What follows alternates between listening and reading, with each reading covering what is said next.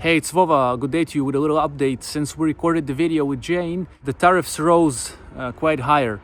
So I would recommend you talking to your logistics experts, freight forwarders. You can talk to Jane again, her contacts are in the description, and see what the current prices are and how those tariffs are affecting the prices. Just talk to the experts, to the logistics experts, give them your product and exactly where you're shipping it, the kilograms, the value of the goods and all the good stuff. So they'll give you the current prices. Kind of makes sense, but just since the video was recorded, the tariffs rose higher and higher. So please contact your freight forwarders, get in touch with them. I thought it would make sense to record this little update for you so it will be fair.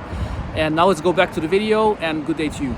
Hey, so how to succeed when doing business with China? Today we're going to talk about this topic, and hopefully for you, the viewer, after watching this video, you'll have more understanding of how business with China works, what you can expect, how recent changes in the world are affecting business with China, and how you can adjust, what you can do, how you can improve your relationship with suppliers. Yeah, how to make the most out of a business with China for you. And today with me, Jane from Chinese Tiger. Chinese Tiger is a company that helps people in China source products, do inspections, and quite many services. Jane can talk about that in a bit. Yeah, I'm excited to learn from Jane today, see how we can improve our business in China, because I'm also sourcing from China. So I'm curious to understand new things, learn. Jane, hi, what's up? Hey. Yeah, thank you for having me today. Yeah, welcome. So, how's life? Can you tell us about yourself a little bit and what you're up to? And then we're going to Yes, dive into the topic of this China business. as Vova already mentioned, I am the owner and the CEO of the Chinese Tiger Company. And we had a video last year where we were talking about China, how to proceed with an order, things like this. But a lot of things changed this year because we went to American market and we work with Americans fully, not just with Ukrainians and Ukrainians in America. So more experience, more insights, and more things you can learn from us today. So yeah, now I'm in Bali and it's an amazing island. It's not the video to be the ambassador of Bali, but it's an amazing place. I recommend. So yeah, also we have some news and some changes with Trump coming to his post. So I also wanted to share some experience of how my clients reacted and things like this. Yeah, and also we can talk about changes in Chinese Tiger, in business with China. Yeah, and give some useful information. Awesome. So, in the description, we'll plug in the link to your website so people can learn. There's a version in English and Ukrainian for those who speak We the also language. have a website and it's a lot better. So yeah. A website? Yes. Yeah, exactly. Yeah, we're gonna plug in the website of Chinese Tiger, so it's in the description, and we're gonna plug in some offer maybe for our viewers with a promo code like Vova or something like that. You'll be able to get some benefits with working with the Chinese Tiger. So it's all in the description. So yeah, cool, Jane. So where do you want to start? You want to start with the recent changes in the kind of political thing in the States, and then how does it affect us, or what? Where do you want to start? Yeah, let's do it. Because I wanted also to ask you about your changes working with Amazon because you sell on Amazon and maybe in this year, of course, you have a lot of videos on YouTube already, but maybe you want to share something and some changes in Chinese Tiger as well. But yeah, a lot of things happened recently. And what I see, I'm not a politician, so I'm not gonna say that something will be like this and something will be like that and things like this. I just have my experience from the clients. And what I see for now is that nothing changed. I just asked Chinese logistic companies yesterday if like the tariffs will be more expensive or maybe they're gonna need some document and things like this, and they told no, it's all right. Like nothing changed for now. So everything works like it was before. My clients also, they were asking me like, Jane, what we're gonna do and things like this, because Trump want to change everything. He wants us to produce in America and things like this, but it's not really possible now because all of my clients, they have stable and sustainable relationships with China, and they have the best prices, and also they know how to do business with China, how to ship and how to make these invoices, how to do payments and things like this. So it's not really an easy idea to just change everything now, and they don't really need to change it now because first of all, China has all the machines and all the materials to produce their products. They know how to copy. They know how to produce new products. They know how to brand. They know how to create the quality in China now is also perfect. So like it's just stupid to change it now. Also, costs for workers in China a lot lower than in America. So what I want to say, if they're gonna pay these 10% fees, the prices in America will be just higher, and that's it. That's what my client's gonna do, so they don't lose this 10%. I also wanted to say that, for example, something will be changing in rules, and it's gonna be impossible to ship from China to America. People just will be looking for new sources. For example, shipping to Vietnam and then to America, or shipping to Mexico and then to America. So I don't think, and I don't see in my clients and Chinese logistic companies that they're gonna change something, because it's not that easy. So that's what I think, and that's what we have for this moment. Yeah, I think also if 10% comes and is added to like a tariff, then in advance we as sellers should have relatively high margins to our products. So even if this happens, of course, for those who are already selling, then they cannot do much about it. They already have their price, and maybe for some it's going to be a very crucial change. So then that doesn't really sound good. Maybe 10% for them is exactly what's, where they're making their money. So there must be businesses like that. And then they need to think of solutions. But I think generally with all the changes on Amazon, specifically Amazon, I don't know if you do other marketplaces, but like Amazon always kind of, or almost every year they change fees, they add new things. And that's why when when sourcing a product and when finding the price on Amazon, there should be a lot of room for those changes for the future years. Because usually, at least the way we do it, we try to find a product that sells for a few good years, something evergreen sort of, right? So then we can just establish the supply chain and then kind of do it for years and not necessarily look for seasonal products that are quickly fading away, which is also a tactic. People do that and that's fine. But yeah, so we're trying to in advance have a lot of profit from each unit as much as possible, at least. And then when changes happen, even if it's 10%, let's say the price of the product to source, let's say is $5, then 10% is what's going to be, what's 10% of 5? 0.5. So like, right? So that then it's going to be added to the product. So yeah, it kind of sucks, right? But then if your price on Amazon is relatively high, so you lose a little bit, or yeah, you can just add 10%, like a little bit to your price on Amazon, test it out, and yeah, or you can find a new way to maybe improve the price with your supplier, maybe make a bigger order or something, like that, new payment terms. So like find a solution, right? What do you think, Jane? Yes. For the conclusion, what I wanted to say, in my experience now, nothing changed, and it's no panic on the market. So everyone just works as it was before. We just gonna adapt. Yeah, like with previous changes. But then, yeah, as you mentioned, maybe more radical changes if there's problems with logistics, say from China to the States. So then maybe people will find a solution by shipping to another country and then taking Sure. it from there. And again, for that, it helps probably in advance when we're finding those products to just have a lot of margin included. So for those black swan kind of events, we'll still be able to maybe still even profit with that product, even if it's like we're changing I have never honestly experienced that, but I don't know exactly how much it will cost me to ship, let's say, to Vietnam and then to USA, for example. Again, if As I the mentioned product. before, we don't have such a problem now. Nothing changed for now. Mhm. Because Yeah. Chinese logistics companies, they also are gonna look for some options. So Yeah. to increase these prices and to keep Hmm. these relationships. Okay, so you're saying that basically with the recent changes for now, it's kind of going the same. I mean, I feel the same. We're also just shipping, just creating products. Yeah, just working as usual.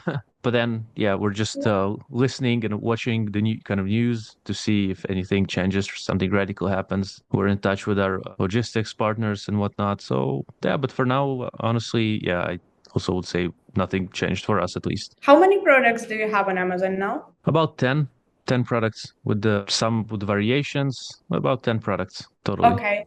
Did Hmm. you have some news from your suppliers, from logistic companies? Not nothing. I mean, they don't really. The logistic people are they might drop an email that says like, hey, Mhm. there's some changes upcoming. So, but the manufacturers are not really. They're just like we're just Yes, yes, taking orders Chinese. and all that. But that would be nice if they were maybe giving us some news about things. But maybe they're just not doing that because there's not much news. We produce like mainly products for barbecue, just simple like metallic products, so like stainless steel kind of products, I would say. And maybe there's just no changes there really. That's it. So we don't. We didn't get, and some wooden products we have, but But like did you think, like, when you heard about all of this news, did you think, okay, what I gonna do if I can move this production line to America or like change and stop working with China? Oh, it's an interesting question, Jane. I actually thought of moving the production to US a few years ago.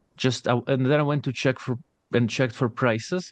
So for one product, I'll give you an example. It costs about 2.8 or $2.9 to Mhm. manufacture in China, including the packaging, the product insert, the little hanger on the product, including big cartons that we put the products in. So like from A to Z, fully ready product to go out of the factory, EXW price, what they call, right? So ready product to go out of the factory in US. Okay, so we messaged some suppliers and not many even answered.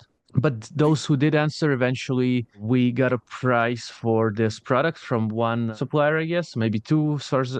But one price I recall was $5.5 per unit without any of the inserts, without all the hangers on the product, without the final packaging. So I would assume it would be like over $6 per unit. So almost 3x or 2.5x. And the logistics would be cheaper than, with the logistics, finally, the product that costs 2.9, let's say, and then goes to USA. It's a few, maybe 30 cents for that unit, right? For the shipping or something like that, not too big of a product.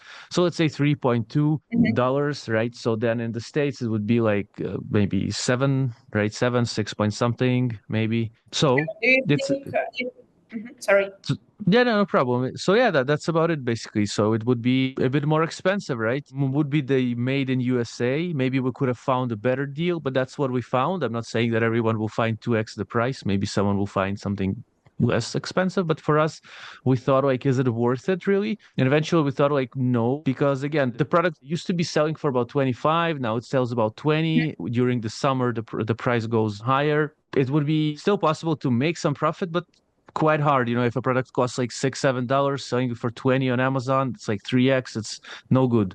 It's not a big category of fees, but like it would be hard to work with this product after ads and refunds. So yeah, And for us. another question, do you think that American factories, US factories, will be able to produce such quantities? Because China, they produce 1,000 pieces in a day. Mhm. And a lot of people from US, they ship containers every day. And it's big volumes. Do you think if we move everything to US, for example, it's going to be possible to Mhm. produce quantities? Yeah, I don't know, Jane. Like, I don't know what exactly I don't remember actually what the lead time that they have mentioned. What was the lead time? I don't know, I don't remember if it was higher or lower than the Chinese one. Yeah. I honestly just don't remember the answer they gave me, but and maybe some factories will be able to, some not. But I would assume that again, if it's a factory that can, then it would. But I don't know how much because I never sourced in the USA. This was my only Curious, try. yeah. Yeah, what I tried to just see what's going on there. Just the prices were too high. I can recall the manufacturing time, but I would assume it would be either the same or higher or lower. I don't know. Mhm. The bonus is like shipping time is faster, but then again, I don't know how would they source all the little things like the packaging and everything. But again, I assume there's like products that are getting produced in USA. Some are in big amounts, some are in small amounts. Maybe for some categories, there's going to be less of capability in USA. Maybe for some, there's less capability in China. But it seems like China has a lot of solutions. So they're just producing in so many categories and all. Well, you have like a company which helps people source and all that. We're just in barbecue products niche, so we're kind of in this little world of those products, and we've been there for I think 8-9 years now. Maybe we should start looking into new categories. We're gonna see. I'm also very interested in what gonna be next. So yeah. Okay, yeah, so that's basically it. So with the we never really we had gotten those prices and we never really took action because it was just quite expensive and we thought like okay, so it's just I think the reason for that was for some things that were changing in the world back then. I don't remember, it was Corona time, pre-Corona time, but we just thought like hey, we need like maybe to see what's going on in USA, and then it was just a bit more expensive for us specifically. But I'm sure some people find it good, and maybe people in the comments that have sourced in the States can share their experience, or maybe they're good or bad experience. Yeah, it would be interesting too. But yeah. Maybe in 1 year we're gonna record a new video and everything will change. Yeah, yeah. Or hopefully for the good, Yeah, for change for the good. Okay, so I guess we've covered these upcoming tariffs and all the changes. What would be your advice? Like, what would you do? Like, if now these tariffs come alive, and for your clients, how would you try to solve it for them? Let's say the 10% comes about. I can solve it because I work with China and I will go on to work with China because I know the market, and that's what I want to express, that people have stable, sustainable relationships already and they work with their suppliers for years. And it's very difficult to change everything just in one moment. So I think that people gonna just, adapt and just make higher prices, and that's it. You as a That's what company, let's say, you hear that, okay, the 10% is now, or whatever other percentages come. Are you going to try renegotiate for your clients or something like that? Because I don't really know how a sourcing company works. Like, how do Of you course, operate? But like, that's what's what your... we do. Like we Mhm. try to negotiate the best prices for our clients because we work for their businesses. We don't really want to just have our commission and just ship not good quality products and have the worst prices and things like this. So we always work for our clients, for their businesses. So for sure. And now also, as I mentioned, I keep an eye on the situation and I ask logistic companies all the time what's gonna change it, how we can adapt and things like this. So we try to adapt Yeah. and try Yeah. to make it better for everyone. Mhm. So we have covered this topic, the changes logistics, Trump. What would you like to talk about next? I guess we can talk about who succeed on Amazon and who doesn't. What do you think, based on your experience so far, where you see people are kind of staying in business versus not staying in business on Amazon? We work with clients every day and we have a really big experience. That's why now we changed our requirements as well. Now we order only with the invoices from $2,000 because I appreciate the work of my people, of my team, and I also appreciate when people understand that they should invest in their business, in their brand. So people who succeed, normally what I see, people who are our regular clients who just come with an idea and then they order every month, they know that it's better to delegate things they can do. For example, they delegate the orders from China to us because we speak Chinese. We know the mentality of Chinese people. We know how to negotiate prices. We have a lot of partners. We do inspections and everything in turnkey. So it's better to just not to have this headache and delegate this topic to experts. Then, for example, they come with the designs. They are already prepared to order from China. They not just come to us and say, oh, okay, I really like this case for iPhone and I want to sell it because it's really nice. I think that people gonna buy it. Yes, of course, but you should also, before coming to us, you should invest in some courses from experts on Amazon. Maybe for some companies who gonna source for the product, you can change at your logo and make a good PPC advertisement and create a perfect listing. Yeah, what I want to say is that people who succeed, they are ready to invest in their brands, in their businesses, and they also understand that working with China, that's what we also on our consultations, we always say that if you want to have lower prices, if you want to have lower fees for shipping, you should order big quantities. Like not big quantities, but not just 100 pieces. Of course, the first order, the first shipping to Amazon, it can be 100, 200, because we understand and the client understands that he doesn't know if he gonna have a success or no. So the first order, of course, but you should understand that for 100 pieces, it's gonna be more expensive, of course, because I will explain how Chinese factories work. They turn on this machine and they have the mold for your logo, and they have the mold, maybe you want to create your own product, and they have the mold for your product, and they just turn on this machine to produce 100 pieces. Of course, it's going to be more expensive. And for example, when they turn on this machine, the third month, because you work together 3 months already, and they want to proceed 1,000 pieces, 5,000 pieces, of course it's gonna be cheaper. And for logistic also, more weight, like if it's heavier, and more volume, it's gonna be like not the volume, but if you ship heavier products, it's gonna be cheaper for you, like more products. Yeah, in conclusion, if you want to succeed in Amazon, and what I noticed and I experience from my regular clients, you should invest for the first time. And then also you should understand how to do a sustainable business, ethical business, not just wanting to get the best quality for the lower price, because it's impossible. You should also understand that you should invest for inspections and for certificates, invest in good designers, and invest in companies like this, because then you will have everything. You will have extra 2, extra 3, because you did a lot of work before. So that's what we do now. We changed our requirements, we changed our system, and we work with clients who know what they want to do. They know what they want to achieve, and they know they already learned something about Amazon. They not just come to earn a lot of money from nothing.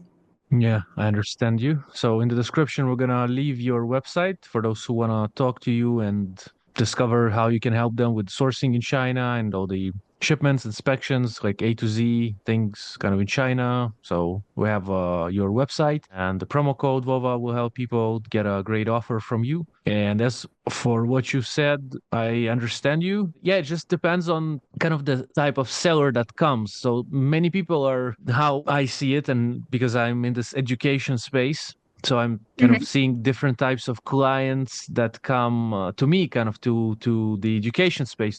They want to try themselves in e-commerce, right? So some people come with zero experience in business, and they just saw an ad or they've heard something about selling on Amazon, and then they somehow end up maybe on my videos, or maybe they found Amazon through my videos, and they start researching, right? Like, what is this thing about? Like, what does it mean? What is private label? How to sell products on Amazon? What does it mean even? Many of the people that come, they are still working their 9 to 5. They never hit business experience. So, like myself, basically, I started in the same way. Like, I had no business experience, never went to university, nothing. I was just working as a lifeguard, had my 9 to 5, and I did want to change my life.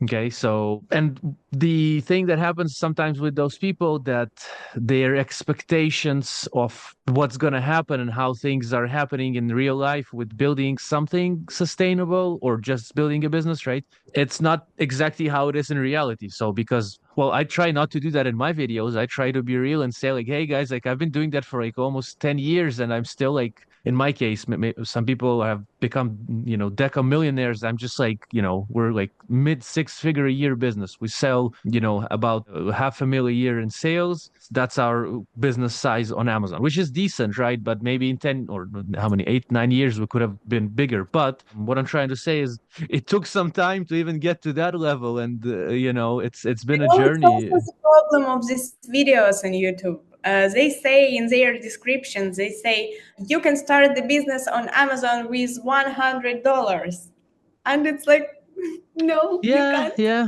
I understand the idea. Well, this is a bit tricky, I mean, technically, maybe somehow you could, but that's tricky. If you only have $100, that's, I don't know how. That you need to be a business genius to make it on Amazon. But of course, you can start low. Like, you can start with a few $1,000s and just. Of course. But I always say, like, you should have like income to grow this business, opportunity to take funding if you are growing fast and all that. So, because again, maybe if you.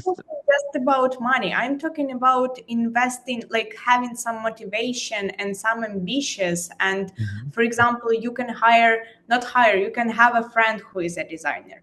You can come to someone who just speak Chinese and try to negotiate some relationships and things like this. You can do it, of course, but you should be ready to invest some time and money, of course. To finish this topic, I want to tell some things about how do my clients maintain these good relationships with China and how they maintain being successful and selling good and selling profitable on Amazon. The first thing is good volumes.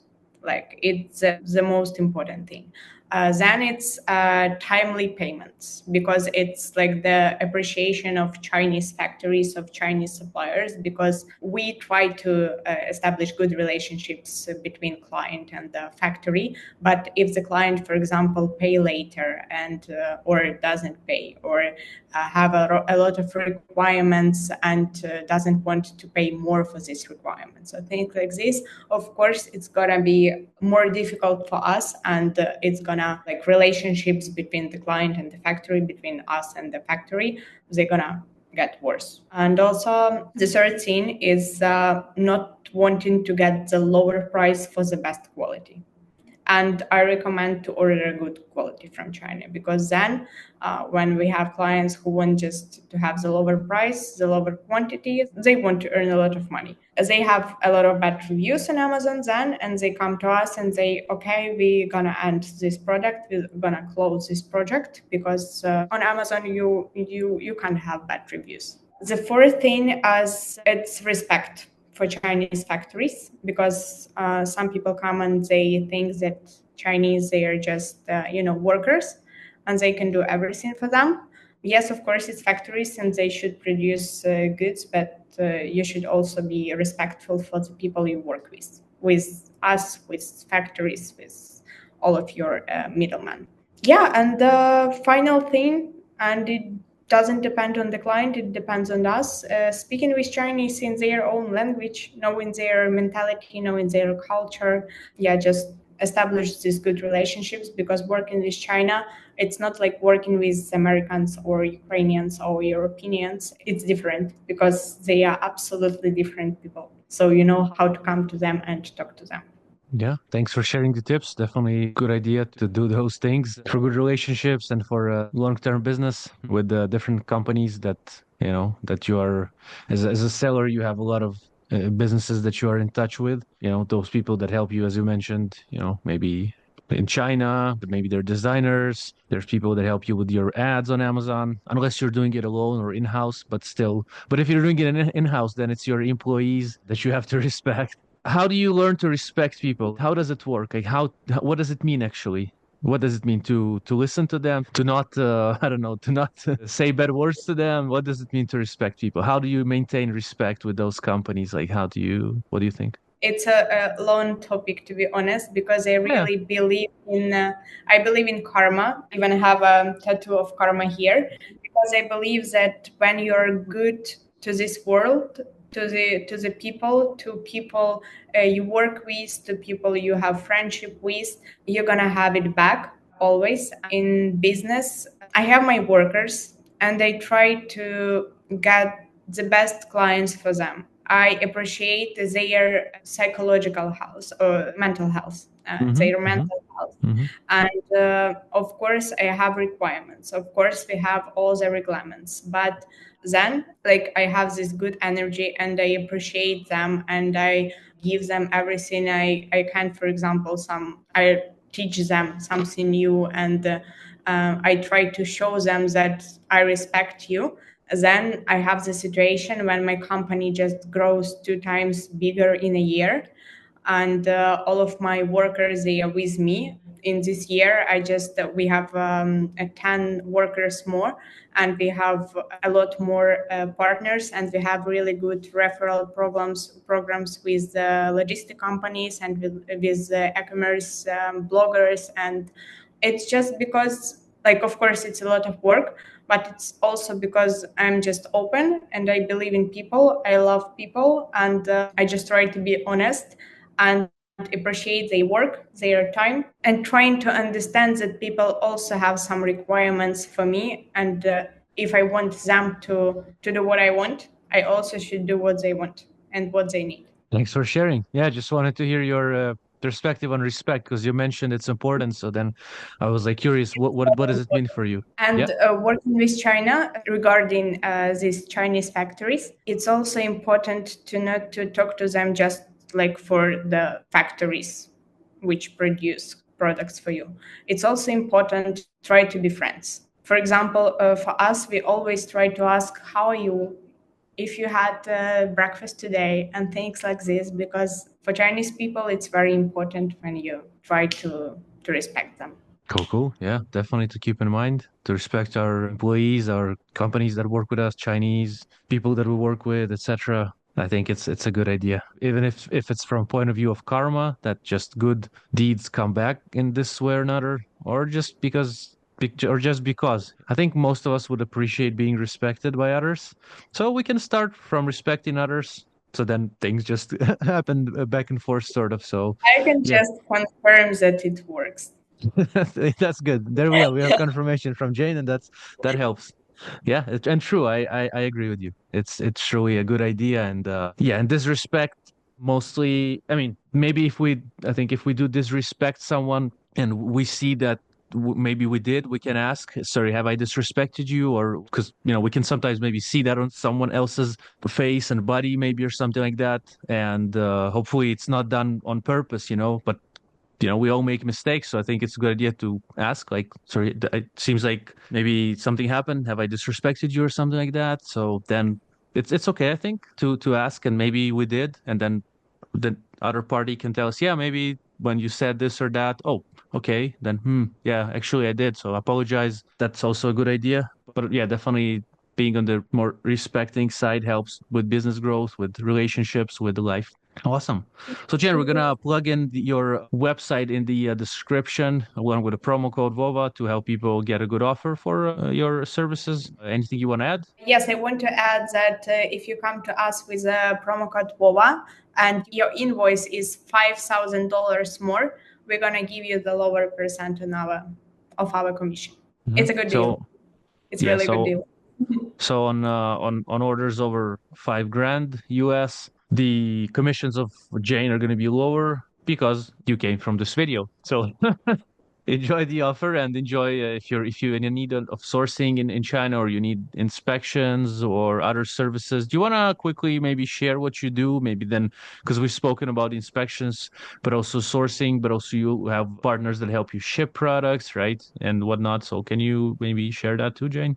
We are responsible for everything connected with China. We do a service turnkey from analyzing factories till the shipping. So we analyze factories. We speak Chinese. It's our main benefit. All the workers speak Chinese, and also we have Chinese workers in China. We analyze factories. We communicate with factories. We negotiate the best prices. Also, we calculate all these prices. We proceed with the documentation, and also we can help you and we control the inspection. Also, we can proceed with the certificates for your products, for example, FDA, ISO, and things like this. And also, we have a lot of partners, logistic companies who give us the best prices, the best fees for shipping to America, Europe, Ukraine, so on. And also, I can give a consultation because I have a good experience how to work with China. And if you have an idea and you don't know how to proceed with an order, and you don't know if it's a good idea and how to make it better, how to make it cheaper, I also can provide this consultation. So everything connected to China, we can help you. Right. So I'll gonna leave the website in the description, the offer. I'll also leave our previous video where we spoke about how to order from China. I think it was economically and effectively. That was the name of the video. So I think it can get our viewers more ideas on their China business. And Jen, anything I should have asked you and I haven't, or anything you want to share that you maybe forgot, or you just feel like you want to share more? No, So if don't think okay. so. I just wanted to have such an honest and open talk. I think that we are good. Cool. So then again, everything is plugged in the description, and here on the YouTube video in the end screen, we're gonna leave a video to click to watch our previous video for those who want to learn more about business with China. And all the details of Jane and her company are in the description. Jane, thank you for today. It was interesting, insightful, and yeah, I hope your business doubles again in this year, or maybe even more. So keep going, keep going. Thank you. Thank you. Wish you the same. Thank you. Thank you.